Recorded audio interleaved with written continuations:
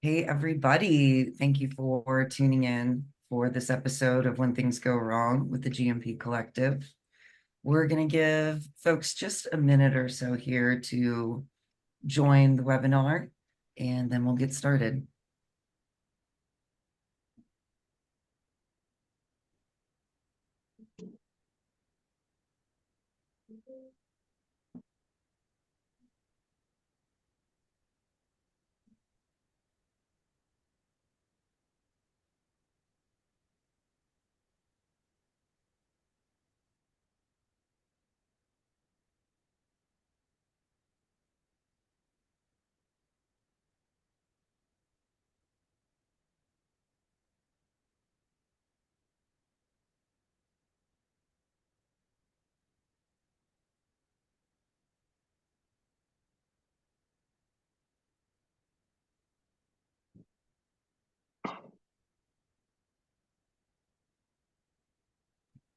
Okay, looks like more folks are coming in to join, so I'll just give it a few more seconds before we get started with this webinar episode.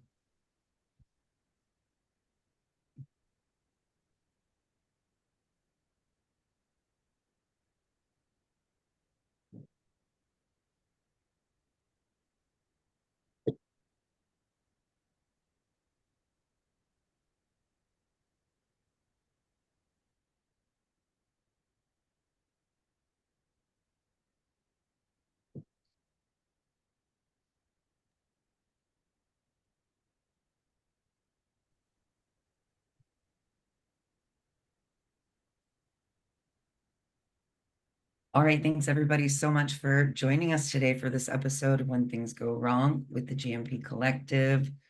We're here to discuss challenges and issues within the cannabis industry.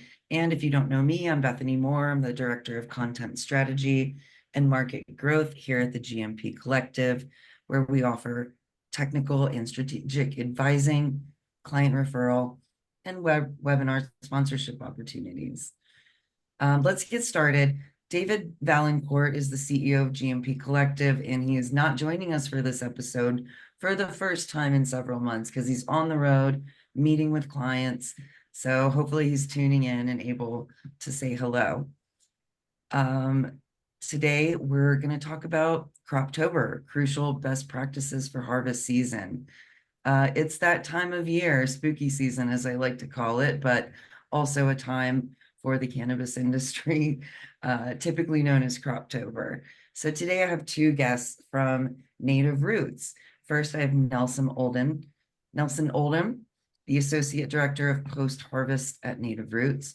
He has over a decade of experience in the cannabis industry, holds a degree in management from Metropolitan State University of Denver, and previously worked as a living soil consultant. Nelson's committed to ensuring the highest standards of safety and quality, having played a key role in implementing the SOPs and HACCP plan at Native Roots. Also joining us today is Alex Cass. He's the manager of plant sciences at Native Roots. He has a degree in soil and crop sciences from Colorado State University and over a decade of experience in both indoor and outdoor cannabis cultivation. Alex manages all of the in-house microbiology and pathology work, nutrient production, and works in both cultivation and post-harvest to help ensure Native Roots produces unadulterated products. Awesome. Thank you both so much for joining me today. This is a timely conversation and an important part of the whole supply chain of cannabis products. This is crucial. Again, so let's go ahead and jump in. Nelson, can you kick us off by walking through the ideal drying and curing process for cannabis? Like, what are the key factors that cultivators should focus on to avoid issues that are both ends of the spectrum, like under drying or over drying? That is a great question, Bethany. And just to start off, I want an opportunity to thank you and David for an opportunity to be on this webinar. I think that there's going to be some great content produced, and hopefully we can clarify some concerns or ambiguities that some of our viewers may have. So to start, I just want to address that, we are coming into Croptober, and this term is generally utilized because in the state of Colorado and many other cannabis producing states, the month of October is when we see a majority of these outdoor harvests kind of coming to market, and they're starting to be processed. And as you mentioned, we have several challenges. So we always try to create an ideal environment, but we are not living in utopia. Unfortunately, we have to live with reality. So to start the conversation about drying and curing, I always like to differentiate the two. When we talk about drying and curing, some people like to kind of combine this process as one step. And I just want to right off the bat emphasize that here at Native Roots, we look at drying and curing as two separate processes. And so you can't start the curing process without the drying process. But even before you get to that, we talk about ideal drying and curing processes. The very first thing that we need for an ideal drying process is clean flower. My team actually does a lot of work scouting, ensuring that the harvests are up to snuff. And we have very specific criteria on what we're looking for in terms of our flower product. So before we even start the drying process, we're in the garden, we're looking at the flower, we're assessing the quality that exists in the garden, because quality in, quality out. So going into the drying process, say we've chopped the plants, we're ready for harvest. When I talk to an associate who's learning the drying and curing process here at Native Roots, I emphasize environmental controls. Environmental controls it's kind of the name of the game when it comes to drying and curing. If your environmental controls are out of whack, say you have a room that is extraordinarily humid or extraordinarily warm, the only thing that you're going to be getting into is problems. You're not going to be drying your product. So for an ideal environment, I like to start with clean flower. I like to utilize a clean, if possible, sterile room. We have very robust standard operating processes when it comes to breaking down and cleaning these rooms. So obviously we have to have a clean room because we don't want to cross-contaminate our freshly harvested plants. Once we have that clean space in place, we're going to be setting up that room so that it's appropriate for drying. And, every building is different. Every outdoor environment is different. But ideally, we would like to maintain an environment with a temperature of about 65 degrees Fahrenheit and approximately 55% relative humidity. Now, if we can maintain those exact parameters throughout the drying process, we can be sure that we're not going to be growing anything. We're not creating a hospitable environment for microbes to proliferate. And in addition to that, we can know that this product is going to be taken down in a timely manner. If you have wet product, you start drying, and you have strains that you worked with before. If you're controlling your environment, you can also predict when you're going to need to take that product down.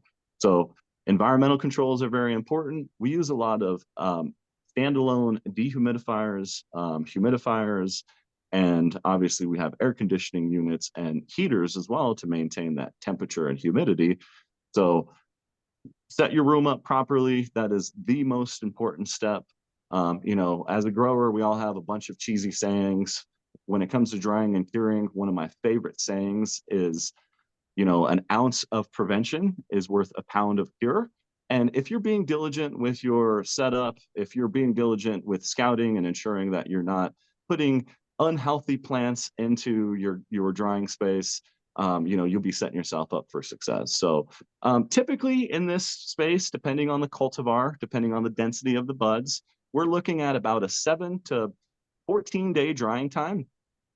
And we assess that the product is dry enough to cease the drying process and to start the curing process looking at a few different parameters. So I'm old school, old legacy grower. I like to use some of the methodology from back in the day.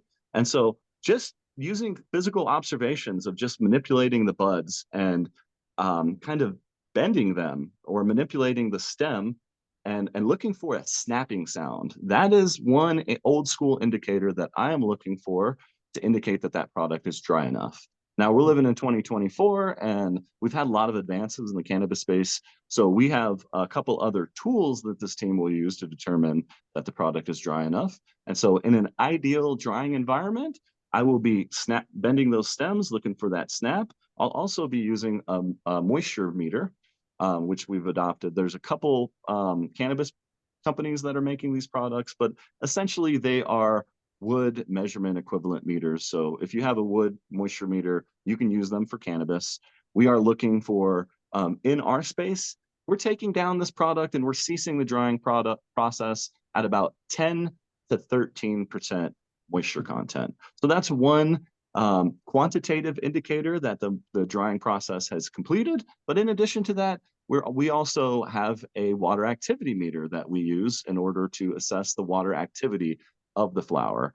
And as the Marijuana Enforcement Division dictates, we bring all of our flower below 0.65 water activity to ensure that some of those pathogenic microbes cease to grow. So that's the drying process. Now, when we get into the curing process, we want to make sure that we've taken down at an appropriate time. So we mentioned over drying. That would be just kind of leaving your product to set in that, even if that room is dialed in and you have the perfect environment, if you leave it too long, you're going to continue to remove moisture and you'll get that undesirable crusty, crunchy feeling. In Colorado, we have this term I've heard called Colorado crumble. It is undesirable. It's really dry flour. You don't need a grinder for it. We want to maintain that sticky icky, which is generally a higher moisture content. And so with that being said, we don't want to go beyond 13% or greater than 13% moisture content or greater than 0.65 water activity, because we'll be getting into some trouble. We'll be essentially growing microbes.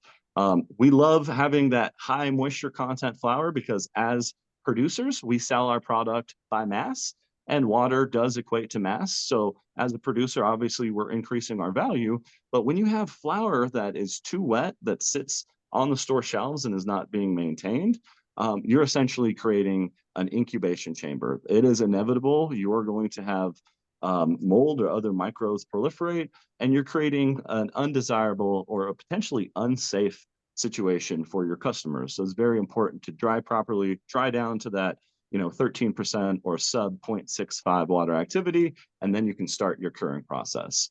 Now, we talked a little bit about environmental controls. Just because we stop drying does not mean that we should throw environmental controls out the door. They are very important throughout the curing process.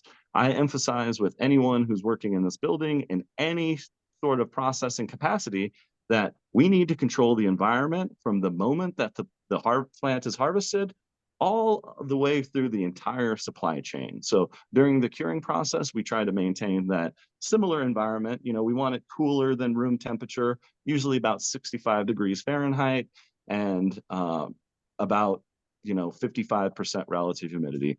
Now in the curing step, we're managing the moisture once again, so we have an opportunity to correct if we have over dried or under dried. We're not just going to be setting these packages and forgetting them. We're going to be actively maintaining the moisture content of those buds and making observations as we're doing a process called burping. So when your drying is complete, you're going to start your curing process. There's basically a lot of biological and chemical processes that are going on during the curing phase. Basically, we're making the product more desirable. We're reducing some of the harsh taste that comes from the excessive compounds that are present, which I'm sure Alex can speak to in greater detail. But we need water present in order to facilitate some of these curing processes. And so we talked about over drying. If you over dried and there's no water present or there's very little water present, you've essentially ended your curing step. Your product is over dried. At that point, you would be safe to just vacuum seal that product And it's not going to grow microbes because most microbes that are pathogenic, they need that water in order to proliferate. So we hit on several points, but really I want to dive in and emphasize how important it is to start with clean product. Starting with clean product, we're setting ourselves up for success. If you start with, you have we'll say botrytis, bud rot, or aspergillus, or any other problems in your garden, those problems are just going to proliferate during your drying and curing process. And so it is very important to we implement a cull step. So if we have sick or unhealthy plants, we'll kill them and they won't even get to harvest.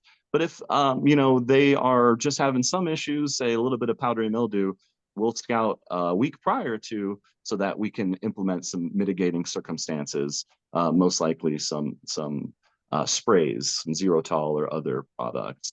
And Mm. so curing is something that does not stop. I believe that the curing process basically, we have chemical and biological processes happening all the way up until that final customer, that consumer, opens up that dram of flour or they pop that dude tube of a pre-roll.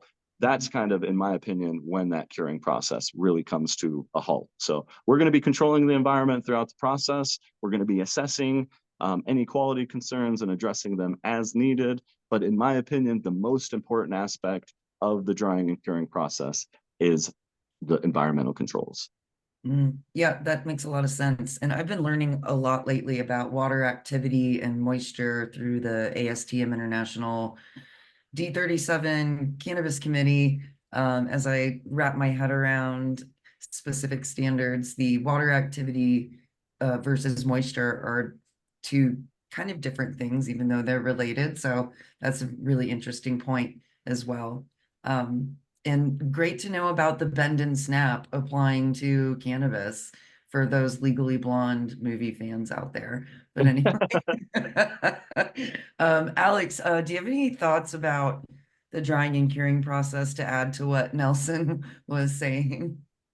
Yeah, maybe we can just give a quick overview of all the things we talked about. So, as far as Nelson mentioned, we mentioned we take the drying and curing process slightly separately, even though, during curing there still is a little bit of drying going on, and during the drying there is some of these, biological and chemical processes happening as well. But in our mind, I think what for drying is we're taking the moisture content of this flower down below 0.65 active water, and then we consider ourselves safe to then put that flower into another space where we're going to cure it and allow it to significantly more slowly, it probably won't lose a lot more moisture, but to more slowly go through this cure process. um, like Nelson said, healthy plants are the most important thing. So practices to prevent contamination in the grow space obviously are incredibly important. We could have a whole webinar just about that. Mhm. The quality of the post-harvest process or the quality of the flower that comes with the post-harvest process is only as good as the quality of the flower that goes into it. So a few other things that we generally touched on. So if you're talking about in an ideal environment when you're curing or drying and curing, you're preventing microorganisms, exogenous microorganisms, foreign microorganisms from entering into your space. We know you're never going to be sterile. We're never just going to be perfectly sterile in our rooms.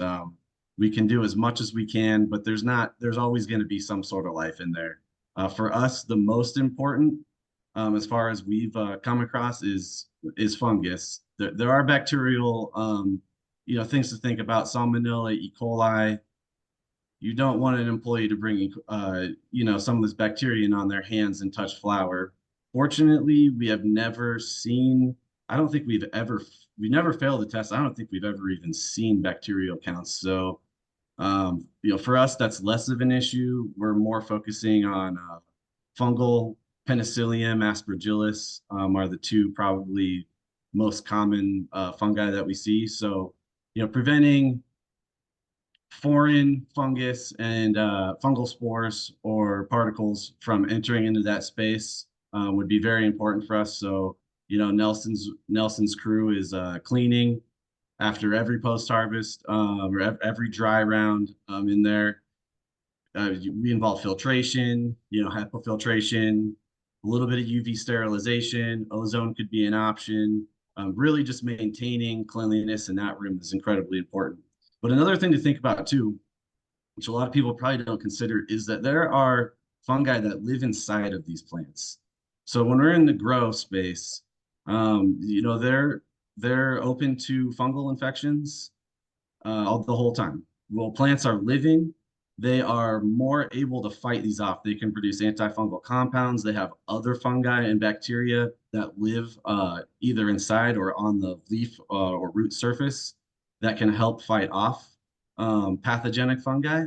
So the second we kill these plants, they start to lose these compounds that help protect them. So it is of the utmost importance for Nelson's crew to help slow the growth of potentially pathogenic fungi that exist inside of these plants.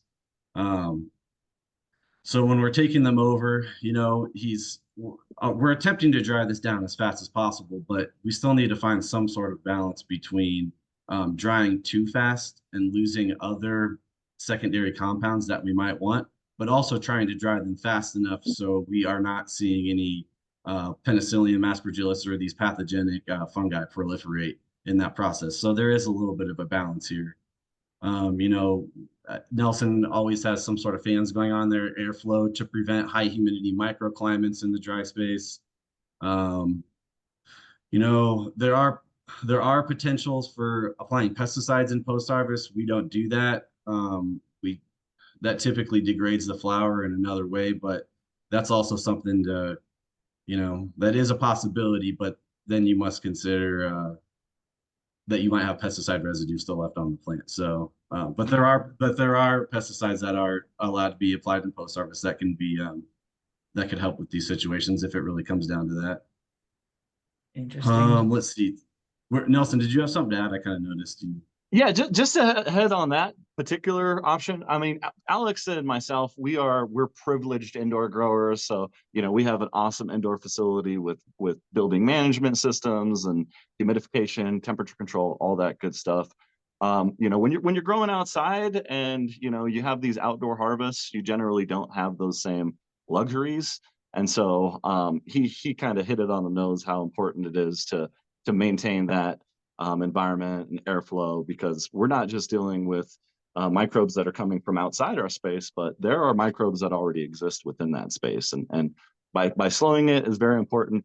Alex, you hit on this note, like we're trying to dry it down as quickly as possible.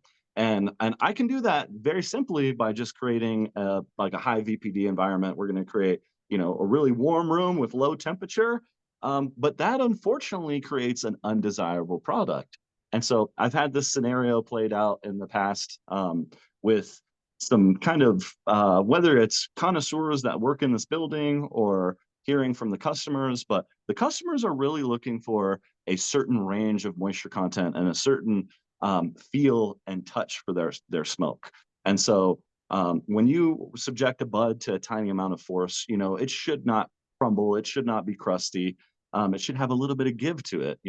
A desirable bud has, maybe a little bit of stick factor to it as well, which sometimes comes from the oils, but higher moisture content can also contribute to that as well. We have this three little bears scenario play out where, we don't want flour that's too dry because that is undesirable for the customers. We as producers are also losing mass and we're losing value for every gram of water lost. So we don't want to be in that too dry area. That's the Colorado crumble that we were talking about. It is undesirable. On the other end of the spectrum, if we don't dry down to a low enough moisture content or low enough water activity, we're going to have, we as producers are going to be able to sell more mass. But unfortunately, water breeds life good and bad. And the higher the moisture content, the higher the water activity, the quicker that those microbes are going to proliferate. So in a perfect world, if we didn't have to deal with customer concerns and quality concerns, to Alex's point, we would just dry that flour down, to bone dry. If the water is not present, then we don't have to worry about microbes or the risk of something growing. But once we have water present, we have colony forming units. You are essentially it's only a matter of time before you have microbes present. So we got to make sure that we fall within this very specific range. Here at Native Roots, we're looking for about 10 to 13% sub 0.65 water activity, and that's the sweet spot in my opinion. It's not so high moisture content that mold's going to grow, or too low of moisture content that, you know, we're going to start losing value, or we're going to have customer complaints because the flower moisture content is undesirable. In addition to that, when you have really dry flower, there are some handling concerns. Dry flower does tend to break up a lot more easily. And so if you have a higher moisture content, you're going to start to see your flower kind of maintain its integrity throughout the entire supply chain process. So Yeah. that was my last note. I think you touched on the good point. Where the whole point, aside from microbial, preventing microbial growth, we're also trying to prevent degradation or loss of the secondary metabolites here, the cannabinoids and terpenes or other aromatic compounds, and keeping your flower in between a water activity of 0.55 and 0.65 allows you to do both of those at the same time. Prevents microbial. Once you're below 0.7 or so, you're not going to really have any mold growth, proliferation, I should say, at all. And above 0.55 water activity, you still have this protective layer of water that helps prevent loss of aromatic compounds, slightly protects against degradation of THC and a few other things. Wow. So Thank you we are guys so trying to much find for that. Yes. That's great. So it sounds like there's like a Goldilocks kind of perfect sweet spot that you were describing there. Clearly Exactly. you do know what you're talking about. Thank you for all that. We have a few more questions to get through. Let's see how many we can get through in the next half hour. And also, if any of the audience members have any questions, please use the Q&A function to type up your answer. So we will get to that if we have time toward the end. I'd like to talk a little bit about any mistakes that you might see during the curing process and how to avoid them. And then we'll jump into some other topics. Nelson. Yeah, I'll go ahead and start. We addressed a few of those common mistakes like over drying, under drying. One thing that I did not even think about that has been a huge emphasis for myself and my teams is the containers that you're storing or curing your product in. Very, very important. I've been with Native Roots for a little over 8 years. I've been in the cannabis space for a little over a decade. And with that being said, I have seen probably 20 different iterations of ways to cure, ways to store. Sometimes they're used synonymously. And, I think back in the day, a lot of us legacy growers were just trying to produce commercially available cannabis with some of the methodologies that we used kind of in the old days. And what we found is there's been so many technological advances that have happened, in the last, few decades since we've really started focusing on cannabis production. And one of the biggest additions or added values to our curing space is by implementing modified atmospheric packaging. So about 4 years ago, we were introduced to this company called Grove Bags. They produce products specifically for cannabis.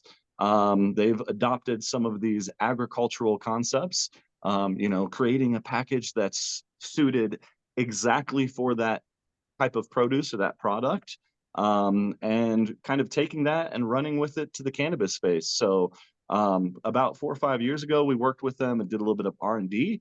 We compared their product, which is basically it's a bag that uses modified atmospheric packaging. So it's like I believe it's a 7-layer semi-permeable membrane that allows for gas transfer.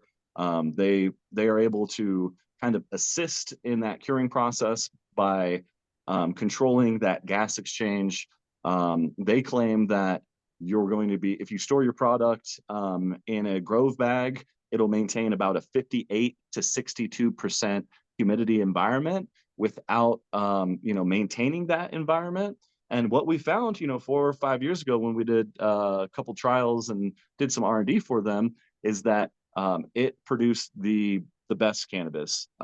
Essentially, we didn't see moisture loss. We used turkey bags in the past. We used hermetically sealed, I think they call them buckets with gamma lids. We've used vac sealed, just plastic bags, U-line bags, you name it. If there's a type of container out there, we have probably tried drying and curing in it. And we kind of put the growth bags up against various different container types. And at 1 week, 3 weeks, 5 weeks, and I believe our last checkpoint was 6 months, we assessed the moisture content of the flower and just some kind of quantitative observations. How did it look? How did it smell? And that modified atmospheric packaging, it maintained the highest moisture content, and also it really just smelled very, very good. It had a very desirable product at the end of the day. So we've tried out the turkey bags. Turkey bags, they have some employee considerations where they're very difficult to tie. I remember, 5 years ago when we were doing a trial, my employee coming to me just like, my hands, I cannot do this anymore. It's extraordinarily painful. When you're doing 5 bags, you got a small grow and you had a small harvest. I think that is attainable. We're harvesting, 100 plus wet pounds every single day. And so we have a large team that manages our inventory. And so there are some employee considerations if you're going to use turkey bags. But with that being said, the one thing that I did not touch on is just storing your product in a suitable container. There are plenty of suitable containers out there. In my opinion, it should be ideally sterile. So a new bag out of a new box would be ideal. If you cannot get a clean bag right off the bat, then it needs to be cleanable. We need to be able to remove all of the previous cannabis from it. We need to make sure that we're sterilizing or sanitizing that space so that we're not cross-contaminating for the next harvest. But we've used, once again, plastic buckets, totes, different types of bags, as long as that storage container is clean or cleanable and ideally airtight as well. Part of the curing process is, we're trying to facilitate some processes within this container, and it needs to be a sealed system. So a hermetically sealed bucket will do. But with that being said, if you're going to use vac seal bags, make sure that they are totally sealed. I've seen people use Ziploc bags in the past. Generally, that zip is not airtight. Even if it'll hold water, you'll see a little bit of gas exchange happen. And so that's not the most desirable container, but make sure that you're considering what options are out there. Not everybody has the availability or the option to purchase, modified atmospheric packaging. But if you do, that is my recommendation. It just assists with the process. If you're using hermetically sealed buckets, you still have to go in and there's this process called burping during the curing process. Depending on how wet the product is, usually once a day as the flower is fresh, we're going to be in those containers, allowing for some of those byproducts of the drying curing process to off gas. We're getting some fresh air in there. In addition to that, we're assessing the quality of the harvest. I like to say, I've got plenty of cheesy sayings. With the cure team, I like to say, burp with a perp or burp with a purpose. And so I want to, at the end of the day, we can just go through the motions, open these containers up, allow the gas to exchange, another container open. But if they're burping with a purpose, they're getting all these free smells, the free aromatherapy. They also have an opportunity to assess, the moisture content of those buds. If at any point in time there was any adulterants or microbes that proliferated during this time, we want to be aware of it. We have several checkpoints during our curing process where we can really, pull out the magnifying glass and look over these buds over a fine-tooth comb. Like when we do hand trim or machine trim, we are being very diligent with assessing, the quality of the harvest and if there's any contaminants. But the cure team, as they are burping our flower, which is most likely on a daily basis, they're going to be observing and implementing these quality control steps. Basically every day. We know this is a living product, and just because we didn't have bud rot during the harvest, just because we didn't have bud rot present or visible during processing, doesn't necessarily mean that we won't see it at any point in time during the curing or storing step. And so very, very important. And I think one of the mistakes that some cultivators will make is to kind of set it and forget it. We dried the product. It's good to just kind of sit in a warehouse and, collect dust. In this case, it is not something that any diligent cultivator should do. You should be in those containers on a regular basis, assessing, not just the moisture content, but if there are any contaminants or microbes present. Thanks for that. Alex, do you have anything to add to any common mistakes that you've seen along the way before we move into some other topics? Yeah, Nelson and myself talked about this a little bit. I think he did a pretty good job covering, environment. Like he said, the environment is usually the biggest issue as far as mistakes are concerned.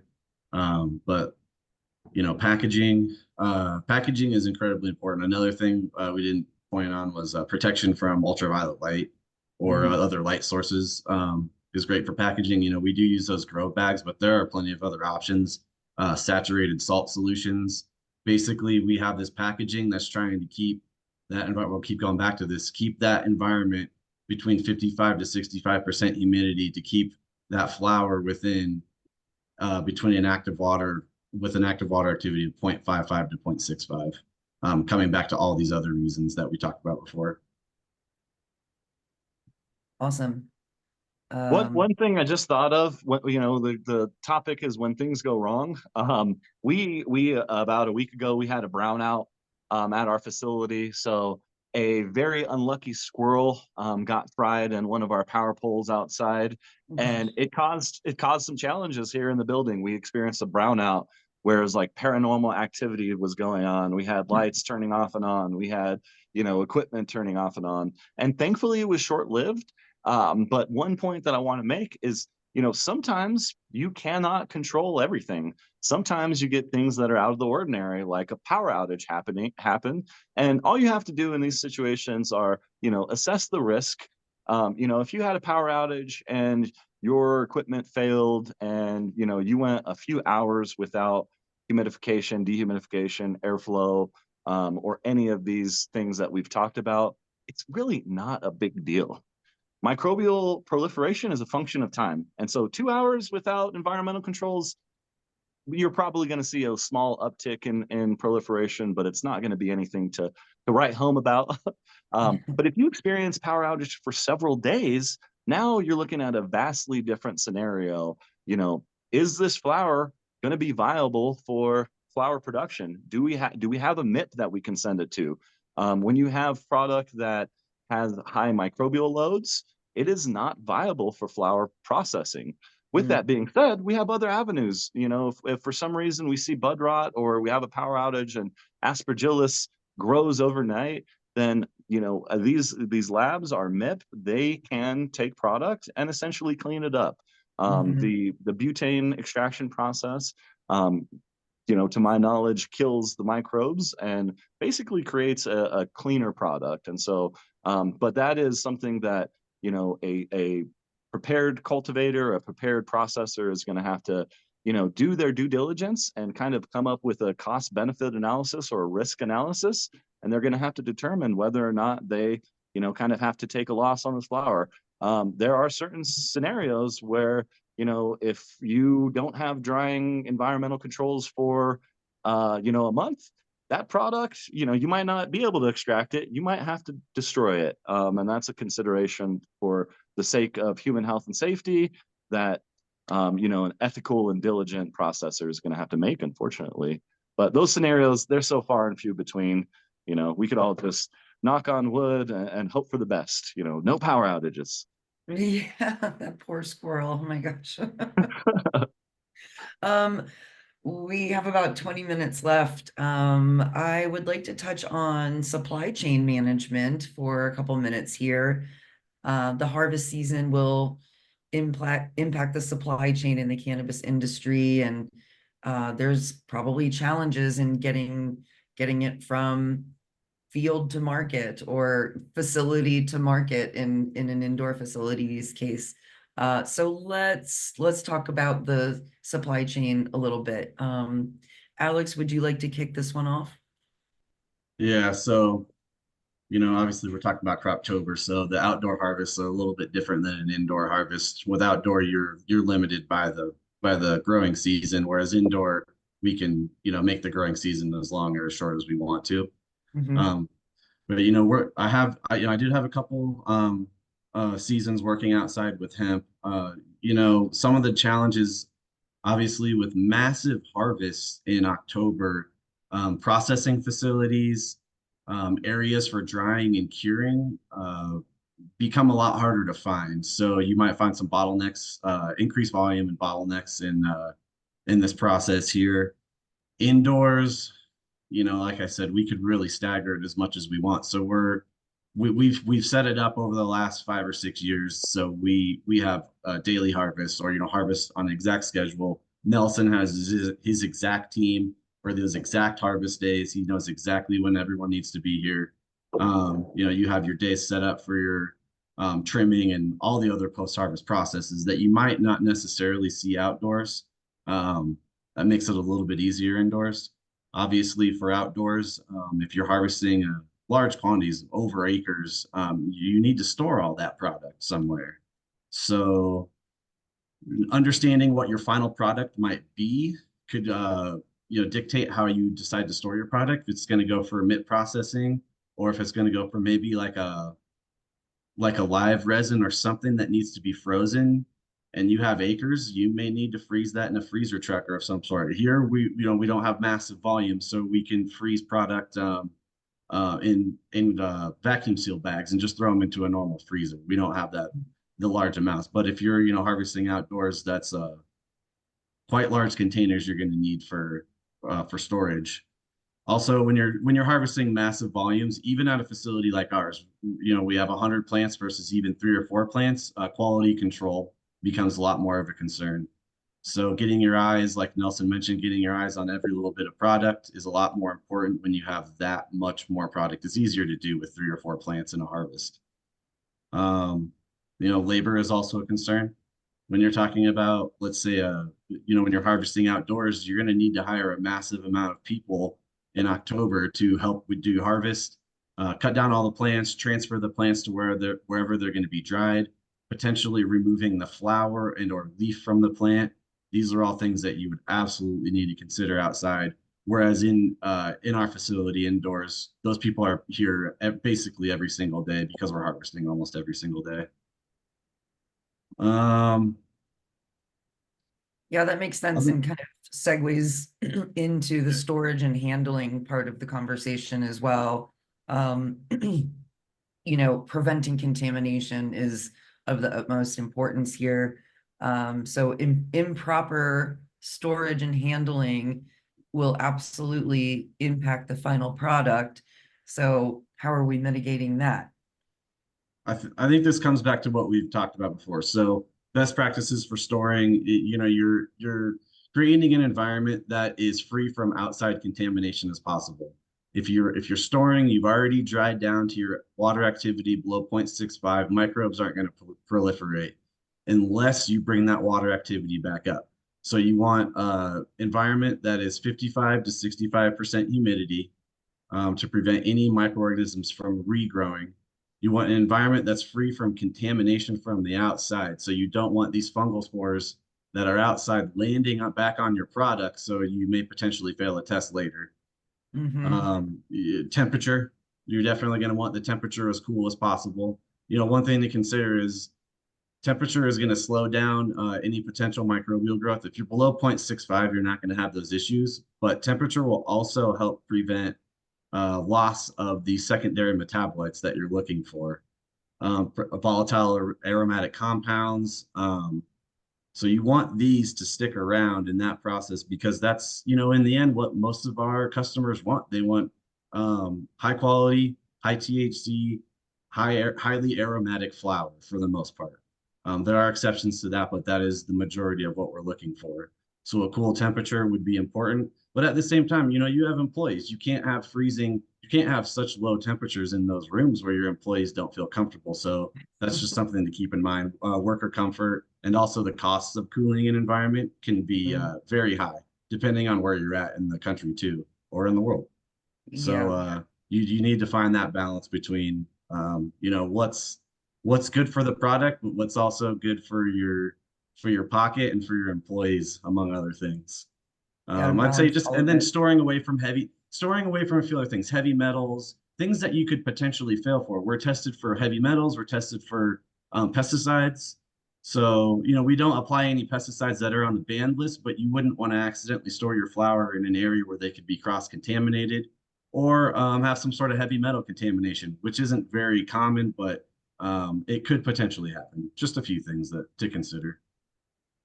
Yeah, absolutely. And then also further about contamination risks, the employees themselves ensuring that they're not bringing in contaminants from the outside world into the cultivation space or the drying and curing space, right? So, and the quality of gloves that you're using can also be a point of concern around this. Can you speak more to that? Yeah, so if we're talking about glove quality specifically, man, there's a few things to consider. You know, very thin gloves. We mostly use nitrile gloves here, and I know there are some people allergic to that. I try to stay away from latex. They just don't really feel very good on your hands. They seem to tear a little bit easier. Mm, Either way, there is a balance. Nice thick gloves prevent them from tearing, prevent contamination that could potentially be on the hands for people who are touching the flower wearing those gloves.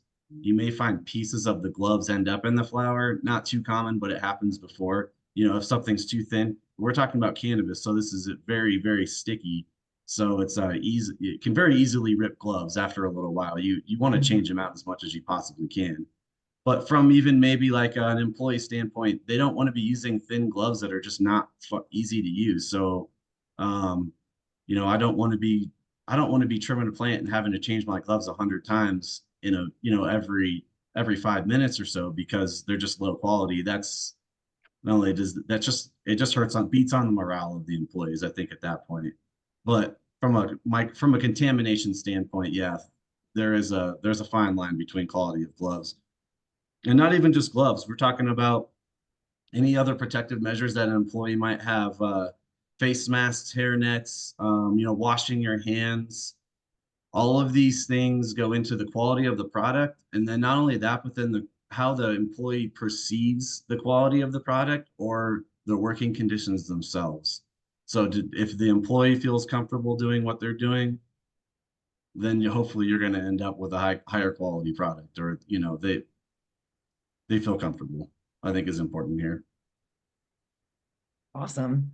Nelson, would you like to add anything to storage, handling, contamination risks before we kind of get Absolutely. into, yeah. You know, along the lines of GMP, having standards, having SOPs, very important.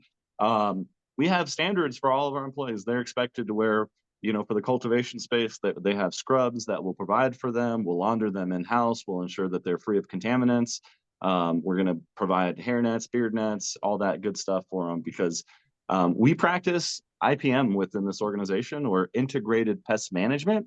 It's kind of the collection of all activities, actions, processes that we complete in order to ensure that our plants are safe and healthy. And part of that is having, you know, once again, standards for our employees, hygiene. We got to make sure they're clean, got to make sure their clothes are clean. We will provide that for them. In addition to staff bringing in contaminants, we talked about just more considerations for contamination or decontamination practices. We talked a little bit about sending some product to the MIP. That's an option. Once again, we are lucky, privileged indoor growers, and we actually, through our HACCP plan, we implemented a microbial control step several years back. So we actually conduct X-ray decontamination in our space, or I should say we've implemented a microbial control step because we are basically 100% of our flour goes through our rad source XL 420, and it slices, it dices, no, really, it irradiates is what it does.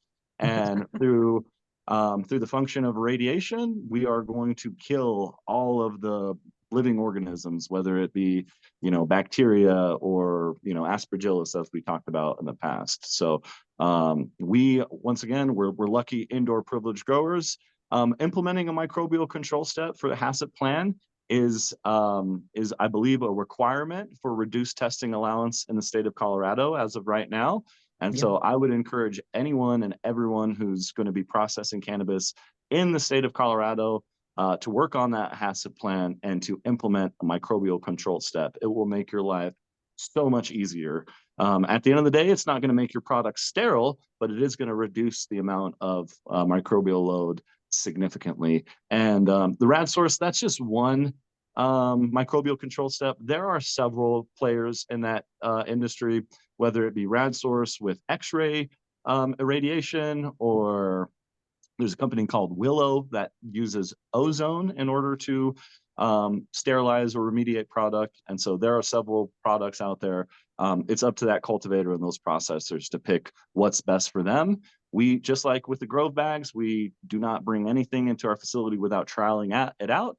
And we have had an opportunity to work with Willow and some of these other decontamination steps.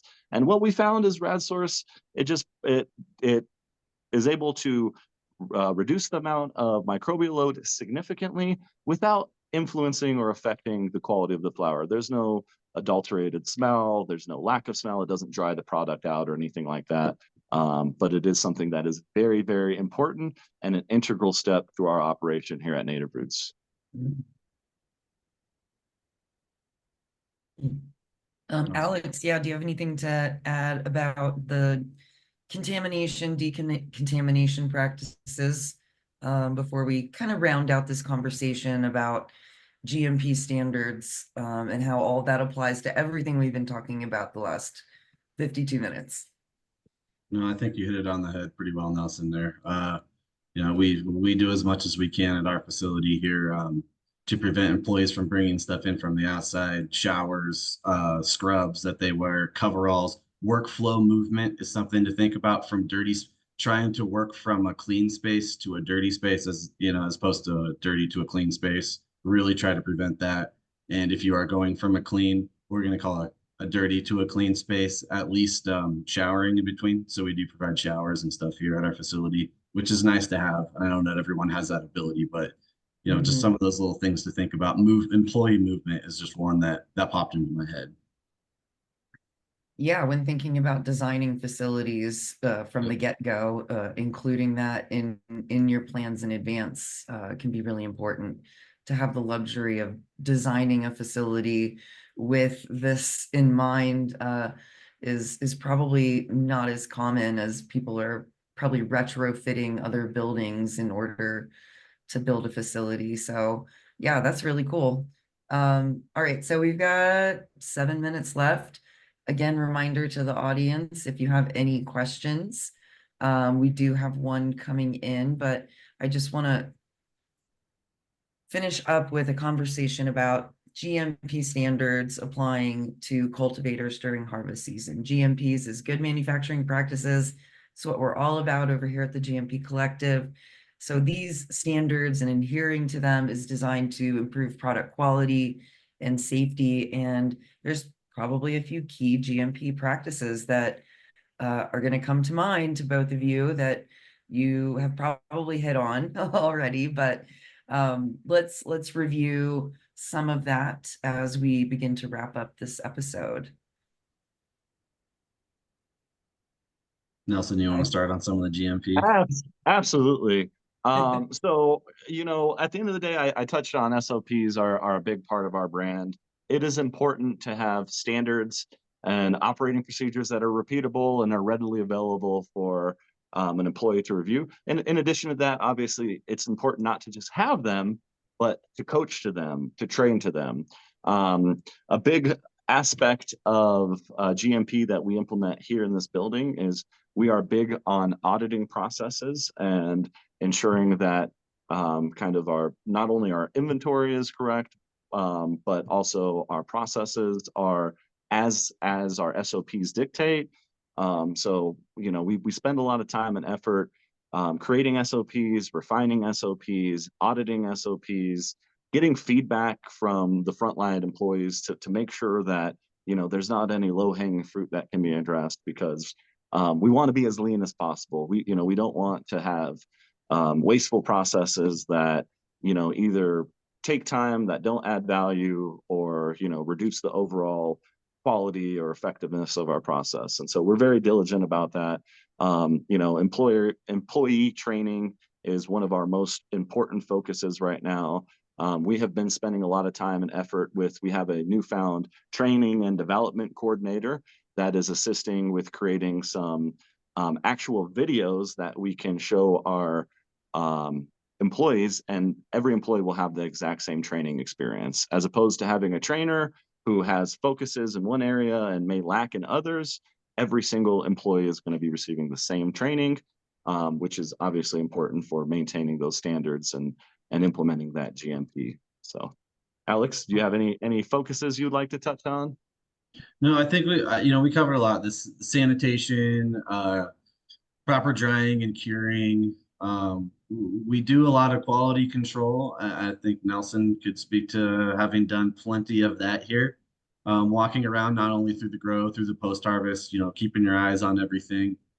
We do a lot of documentation here. If you saw the insane amount of Google Sheets we have here, you probably wouldn't be that surprised, actually. But a serious amount of documentation that helps us just understand, what's going on, what happened in the past, what happened 3 years ago, what are the changes we're seeing, and how can that affect us, or how can we, make sure that those changes don't hurt us or can help us. Equipment maintenance, another thing to think about. That is, we have a incredible maintenance team here that is probably what feels like working almost 24 hours a day. That crew is everywhere in this building, and they keep everything running. Something that you wouldn't think about until you got into a facility like this. There is a massive amount of things to maintain here, from pumps to all your post-harvest equipment, Nelson, to the ACs, to anything you could think of. Those guys are on top of that. Wow. I think you touched on employee training and accountability, standardizing all of our procedures. Like you said, everyone gets the same training, no matter where you are, just to make sure that everyone's on the same page. That makes sense. Yep. Awesome. Well, we have like 2 minutes left, and we did get a very thoughtful question from the audience. What are your thoughts on products being labeled as irradiated, remediated, decontaminated? Should consumers know that that product has been treated in such a way? And like, that's something I never think about. And vegetables in the grocery store go through processes like this too. Is that right? They do. You might see it on you potentially see it on bananas. I know some spices go through X-ray irradiation, potentially some other processes as well. Often if something's brought from another country and it's of concern, you might see it go through that process. Not everything, but there are products that absolutely are. My thoughts on labeling, right? Yeah. yeah. The scientist in me says, yeah, I would love that. I think it's important, but at the same time, people need to understand the pros. And it's a fairly misunderstood process by the majority of the public. So are we scaring people by putting that on there? Almost certainly some people, yes. So we're playing this game. Would I like to see it on there though? Yes, truthfully, I would. I think that's important I think that's important for the consumer to know, yes. And to Nelson. educate the consumer on what that actually means also would be a part of that.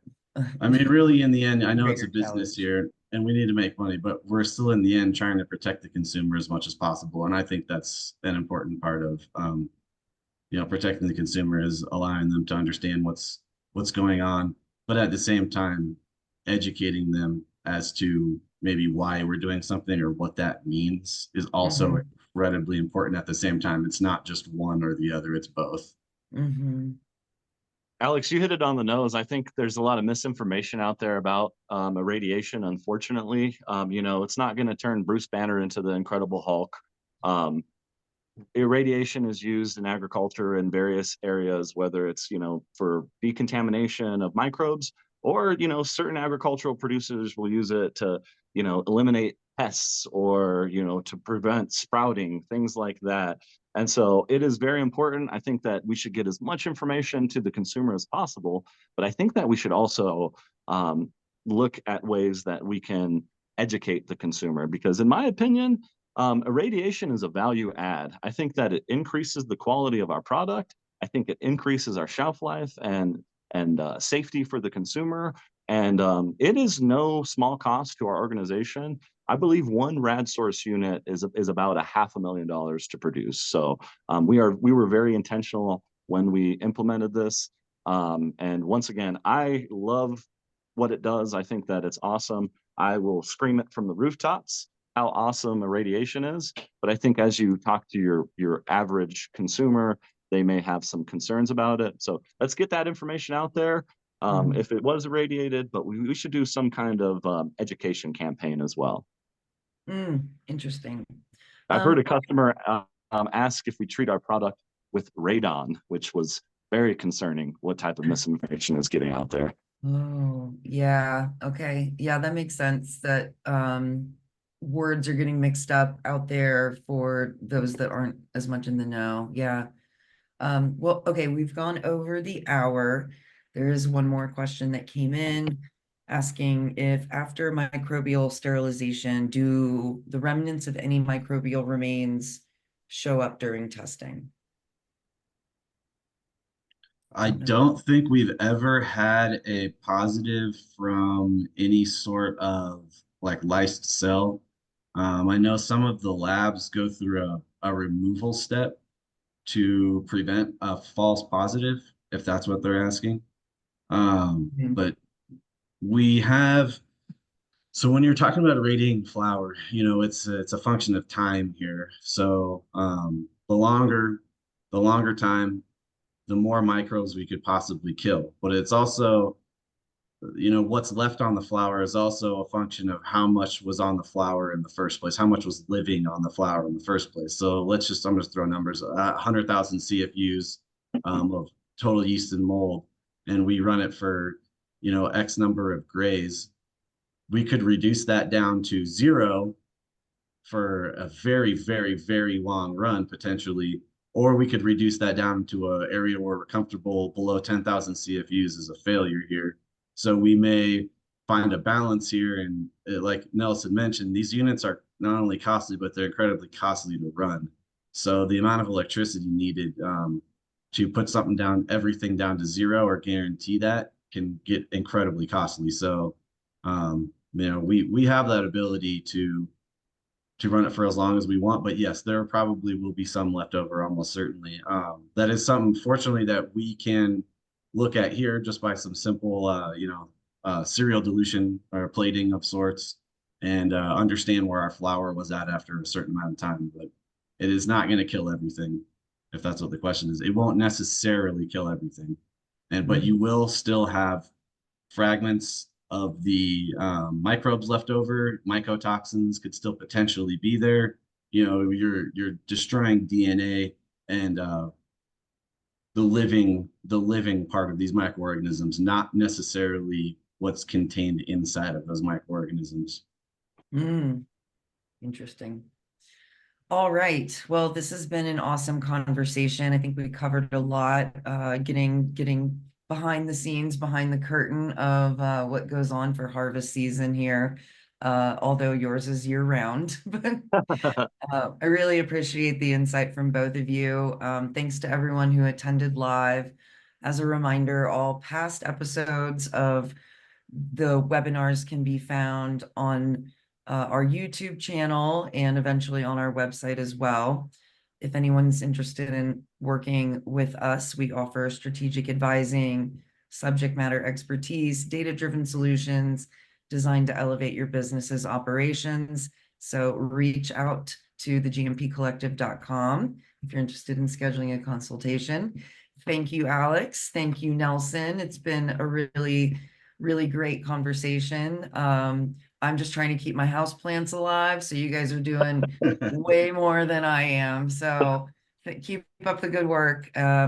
Thanks again, and we'll see you all next month. Bye. It was a Thank you. pleasure. Thank you.